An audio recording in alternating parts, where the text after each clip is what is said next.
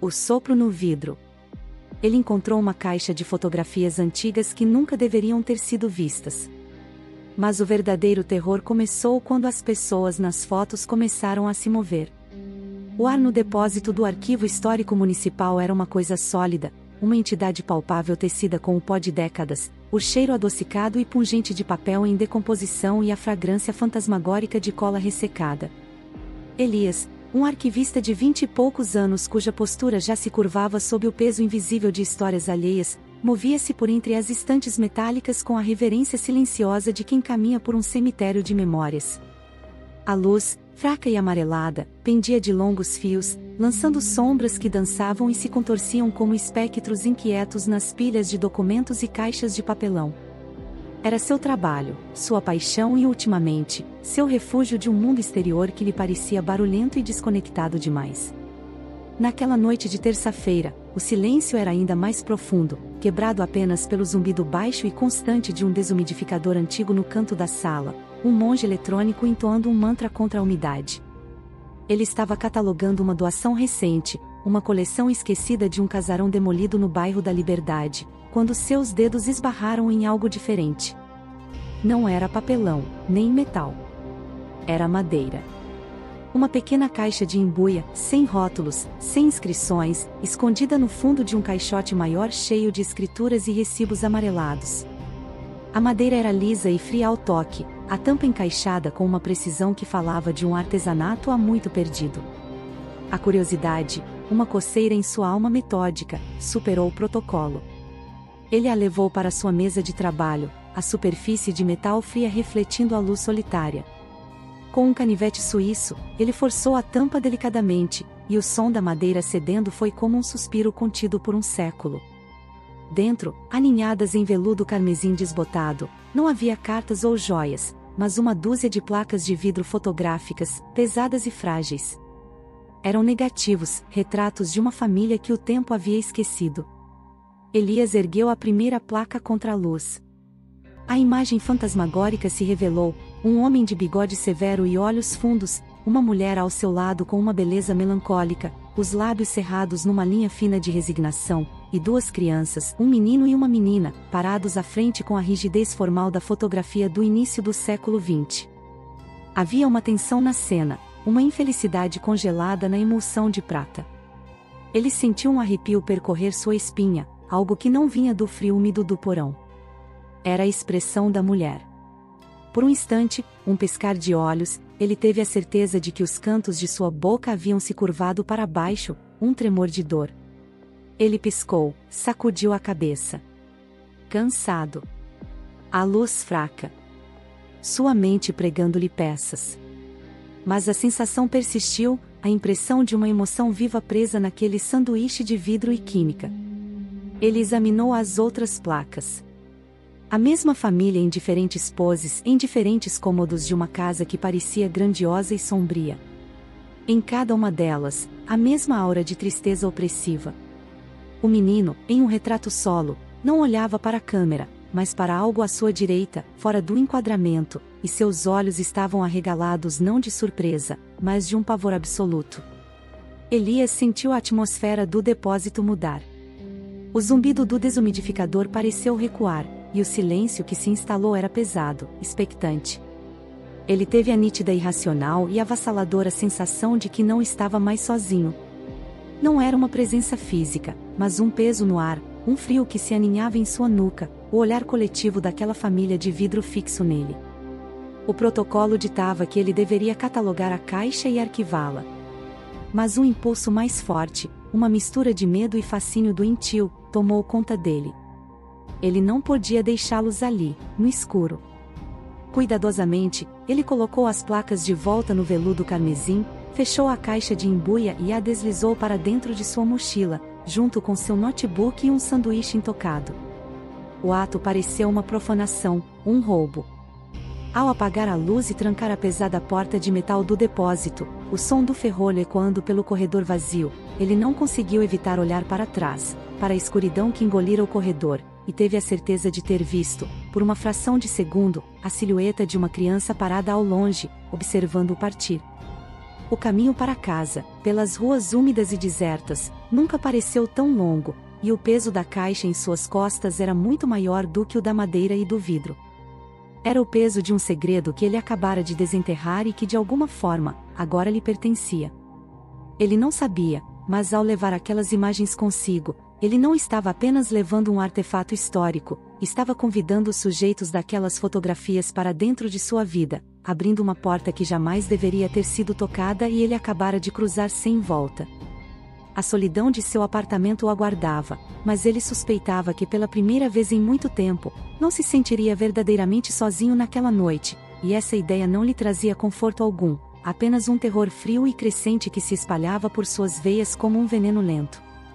A caixa em sua mochila parecia pulsar com uma energia fria, uma promessa silenciosa de que a quietude de sua vida estava prestes a ser irrevogavelmente estilhaçada, tal como o vidro frágil que agora guardava com um misto de pavor e uma inexplicável necessidade de proteger. A história daquela família não estava morta e enterrada, estava apenas adormecida, esperando que olhos curiosos a despertassem. E Elias, em sua busca por vestígios do passado, acabara de se tornar o guardião relutante de seus fantasmas, o palco vivo onde o último ato de sua tragédia esquecida estava prestes a ser encenado, quer ele quisesse ou não. O ar em seu apartamento já parecia mais frio, e ele nem sequer havia aberto a porta ainda. A chave tremia em sua mão, e o som que ela fez ao entrar na fechadura soou estranhamente alto na noite silenciosa, como o primeiro estalo de gelo se partindo sobre um lago profundo e escuro, um aviso do que estava por vir, da fina superfície da realidade que estava prestes a se romper sob seus pés. Ele entrou, acendeu a luz, e o apartamento pareceu o mesmo de sempre, mas não era. Algo havia mudado.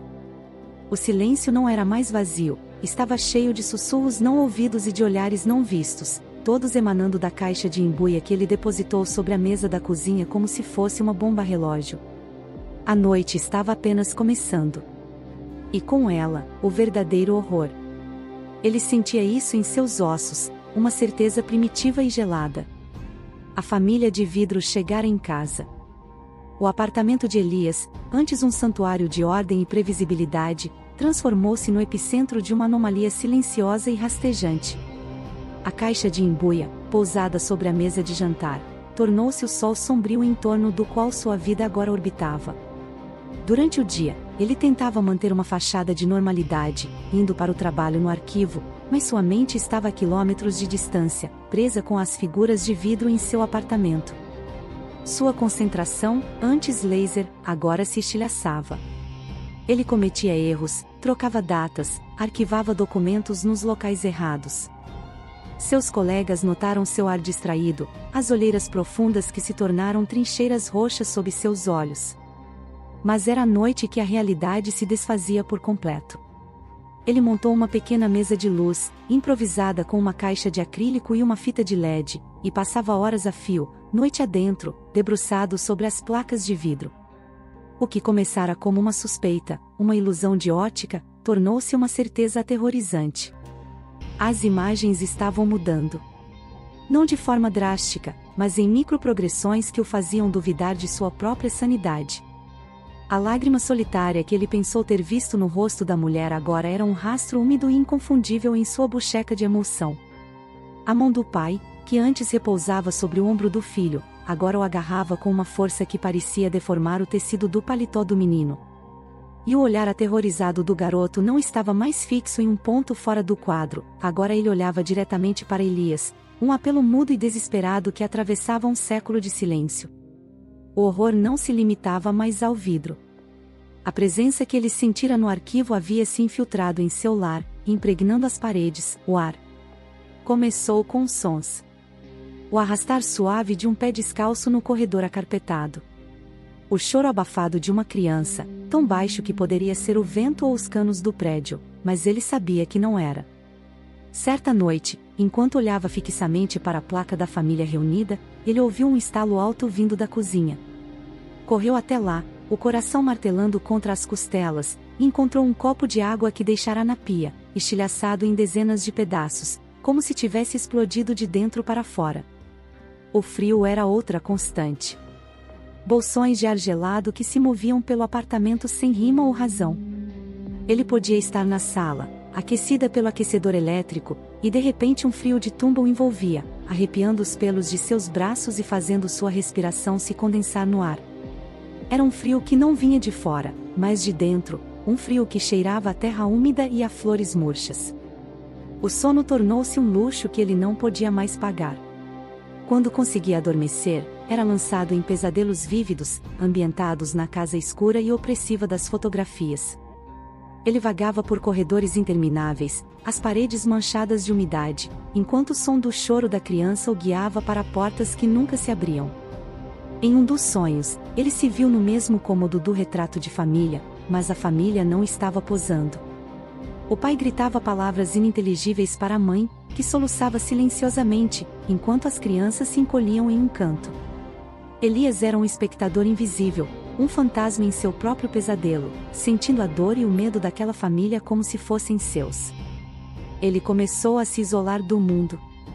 Parou de atender às ligações de sua mãe, ignorou as mensagens de seus poucos amigos. A desculpa do trabalho excessivo tornou-se sua armadura, mas por dentro ele estava se desintegrando. Sua aparência física refletia seu tormento interior. Perdeu peso, sua pele adquiriu uma palidez serosa, e seus olhos, sempre em alerta, dardejavam para cada sombra, para cada ruído. O apartamento, antes seu refúgio, era agora sua prisão, uma casa de espelhos que refletia seu medo crescente. As sombras nos cantos pareciam se alongar e se aprofundar quando ele não estava olhando diretamente. Vultos periféricos tornaram-se seus companheiros constantes, formas escuras que se dissipavam no instante em que ele virava a cabeça. Certa vez, ao passar pelo espelho do corredor, ele teve a certeza de ter visto, por uma fração de segundo, o rosto pálido da menina da fotografia sobreposto ao seu próprio reflexo. Ele tentou pesquisar. Passou horas online, buscando informações sobre fotógrafos da virada do século, sobre famílias proeminentes da liberdade que pudessem ter morado em um casarão demolido. Mas sem um nome, sem uma data, era como procurar uma única gota de chuva em um oceano. As placas de vidro eram um enigma sem chave, uma história sem título. A obsessão se transformou em uma relação simbiótica e doentia. Ele sentia que precisava proteger aquelas placas, que era o único que podia testemunhar a dor daquela família. Ao mesmo tempo, sentia que elas o estavam consumindo, drenando sua vida, sua sanidade, substituindo suas mímicas pelas delas. Ele não era mais Elias, o arquivista. Ele era o guardião dos mortos, o curador de uma tragédia em andamento. O ponto de virada, ou talvez o ponto de ruptura, veio em uma noite de tempestade. A chuva açoitava as janelas e os trovões sacudiam o prédio. Elias estava em sua mesa de luz, hipnotizado pela placa do menino. A expressão de terror do garoto estava mais intensa do que nunca. De repente, a luz do apartamento piscou e se apagou, mergulhando-o na escuridão total, exceto pelo brilho fantasmagórico da mesa de luz. E no silêncio que se seguiu à queda de energia, ele ouviu claramente. Não era um som abafado ou ambíguo. Era uma voz, um sussurro de menina, bem ao lado de seu ouvido, tão perto que ele sentiu um sopro gelado em sua pele. A voz disse apenas uma palavra, um nome que não era o seu, dita com uma tristeza infinita. E então na superfície da placa de vidro iluminada, ele viu algo novo. Um arranhão, ou talvez uma inscrição que ele nunca notara antes, na borda escura da emulsão. Com as mãos trêmulas, ele pegou uma lupa. Não era um arranhão. Eram letras, gravadas de forma tosca, quase ilegível. Um nome.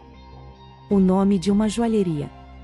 E com esse nome, uma faísca de esperança, ou talvez uma armadilha mais profunda, se acendeu na escuridão de sua mente. Ele tinha uma pista. Uma linha frágil que o conectava ao mundo real, ao passado tangível. Ele não sabia se encontrar a verdade o libertaria ou afundaria de vez, mas naquele momento, na escuridão de seu apartamento assombrado, com o sussurro da menina fantasma ainda ecoando em seus ouvidos, ele sabia que não tinha escolha. Teria que seguir aquela pista até o fim, mergulhar de cabeça na história daquela família, mesmo que isso significasse se afogar nela. A tempestade lá fora rugia, um reflexo perfeito da tormenta dentro dele, e a pequena inscrição na placa de vidro brilhava como um farol em um mar de loucura, prometendo respostas que poderiam ser mais aterrorizantes do que as próprias perguntas. A descoberta do nome da joalheria na placa de vidro foi a âncora que impediu Elias de ser completamente varrido pela maré da loucura. O medo ainda estava lá, um companheiro frio e constante, mas agora ele era impulsionado por um novo sentimento, um senso de propósito, uma determinação feroz. Ele não era mais apenas uma vítima passiva, ele era um investigador, o único que poderia dar voz àquela tragédia silenciosa. A tempestade da noite anterior havia lavado a cidade, e a manhã nasceu clara e límpida, um contraste gritante com a escuridão que ele havia suportado. Em vez de ir para o arquivo, Elias pegou seu notebook e mergulhou nos arquivos digitais da junta comercial, nos jornais antigos digitalizados. O nome da joalheria, Bigorna Joias, era sua única pista. Horas se transformaram em um dia inteiro de busca frenética. Seus dedos voavam pelo teclado, seus olhos ardiam pela tela, mas ele não parou. E então, ele encontrou um pequeno anúncio em uma edição de 1908. A Bigorna Joias, localizada na Rua Damasceno, número 8, especializada em joias finas e broches de luto. A palavra broche acendeu uma luz em sua memória. Ele correu para a mesa de luz e examinou a placa da mulher. Lá estava, preso ao colarinho alto de seu vestido escuro, um pequeno broche de ônix e prata, um detalhe que ele mal notara antes. Com essa nova informação, sua busca se tornou mais focada. Ele não estava mais procurando por uma família anônima, estava procurando por uma família rica o suficiente para encomendar joias finas, uma família que havia sofrido uma perda. Ele cruzou os registros de óbitos da época com os diretórios de endereços da elite da cidade. O processo foi excruciante, um quebra-cabeça com milhares de peças. Finalmente, no final do segundo dia de pesquisa ininterrupta, ele encontrou a correspondência. A família Monteiro. Um barão do café, sua esposa e 2 filhos, que moravam em um palacete na cidade. E a data do óbito de todos eles coincidia, novembro de 1909. A causa oficial da morte, registrada em uma nota curta no jornal, foi um incêndio acidental que consumiu a residência. Mas ao cavar mais fundo, em colunas de fofocas e notas sociais da época, Elias encontrou os sussurros, os rumores que a história oficial tentara abafar. O barão estava à beira da falência, suas fazendas de café devastadas por uma geada e dívidas de jogo. Falava-se de sua crueldade, de seu temperamento violento. O incêndio acidental começara no quarto das crianças. A porta estava trancada por fora.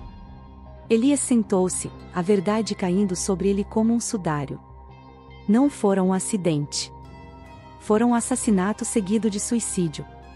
O pai, em um ato de desespero e loucura, aprisionara e matara sua própria família antes de ser consumido pelas chamas que ele mesmo iniciara. A história deles não fora apenas esquecida, fora deliberadamente enterrada sob uma mentira para preservar a honra de um nome. O choro que ele ouvia, o medo nos olhos do menino, a tristeza infinita da mãe, o frio que emanava das placas, tudo fazia sentido. Não eram presenças malévolas tentando assombrá-lo. Eram almas presas, revivendo o horror de seus últimos momentos, sua história não contada gritando por reconhecimento através do tempo. A empatia que sentira antes agora o inundou completamente, lavando o medo. Ele olhou para as placas de vidro sobre a mesa. Não via mais monstros ou fantasmas. Via vítimas. Via uma mãe que não pôde proteger seus filhos, e crianças cujo medo nunca foi consolado. Naquele momento, Elias soube o que precisava fazer. Ele não era um caça-fantasmas ou um médium. Ele era um arquivista. Sua arma era a verdade, sua vocação era preservar a memória. Ele passou a noite inteira escrevendo. Não um relatório, mas uma narrativa. Ele contou a história da família Monteiro, usando os detalhes que aprendera, as emoções que sentira, as evidências que descobrira. Ele descreveu a beleza melancólica de Beatriz, a mãe, o terror silencioso de Pedro, o filho, a confusão inocente de Lúcia, a filha. Ele deu-lhes nomes, deu-lhes vida para além de sua morte trágica. Ele não publicou em um grande jornal ou revista acadêmica. Ele postou a história em um blog de história local que ele administrava como hobby, um canto quieto da internet dedicado a desenterrar as histórias esquecidas da cidade. Ele anexou imagens digitais das placas de vidro, não como prova de um fantasma, mas como o último registro de uma família que merecia ser lembrada com verdade e compaixão. Ao clicar em publicar, um silêncio profundo e absoluto desceu sobre o apartamento. Não era o silêncio pesado e expectante de antes, mas um silêncio leve, pacífico. O ar, antes gelado e opressivo, tornou-se subitamente quente e calmo. Elias caminhou até a mesa de jantar. A caixa de embuia estava lá, mas a energia que emanava dela havia mudado. Não havia mais frio, nem tristeza. Ele pegou a placa do retrato de família e a segurou contra a luz da manhã que entrava pela janela. A imagem havia mudado uma última vez. A lágrima no rosto da mãe desaparecera. Sua expressão era de serenidade, quase um leve sorriso. A mão do pai repousava gentilmente no ombro do filho. E as duas crianças, Pedro e Lúcia, olhavam diretamente para a câmera, seus rostos calmos e em paz. Eles não estavam mais presos. A verdade os havia libertado. Elias sentiu um peso enorme ser tirado de seus ombros. Ele não estava apenas livre do medo, ele se sentia transformado. Ele havia enfrentado o terror não com força, mas com empatia. Havia trazido luz não apenas para a história esquecida de uma família, mas para a sua própria vida, que se tornará cinzenta e isolada. Ele abriu as janelas, deixando o ar fresco da manhã e o som da cidade despertando preencherem seu apartamento. Pela primeira vez em semanas, ele sentiu fome. Pela primeira vez em semanas, ele sorriu. A caixa de embuia e suas placas de vidro não eram mais um objeto de terror, mas um memorial. Ele as devolveu ao arquivo, não escondidas no fundo de um caixote, mas em sua própria caixa de preservação, devidamente catalogada com a história verdadeira da família Monteiro. Sua vida voltou ao normal, mas era uma nova normalidade, uma mais rica e mais conectada. Ele não via mais seu trabalho como um refúgio, mas como uma ponte, uma forma de honrar as vidas que vieram antes. Ele nunca mais experimentou nada sobrenatural, mas o eco daquela experiência permaneceu. Ele aprendeu que o verdadeiro horror não está nos fantasmas ou nas sombras, mas nas histórias não contadas, na dor não reconhecida. E que às vezes, a luz mais poderosa contra a escuridão é simplesmente a coragem de ouvir, de entender e de contar a verdade. Elias, o arquivista, havia encontrado uma história que quase o destruiu, mas, ao final, o salvou, ensinando-lhe que até mesmo nos arquivos mais empoeirados e nas memórias mais sombrias, um ato de compaixão pode trazer uma paz duradoura, tanto para os mortos quanto para os vivos.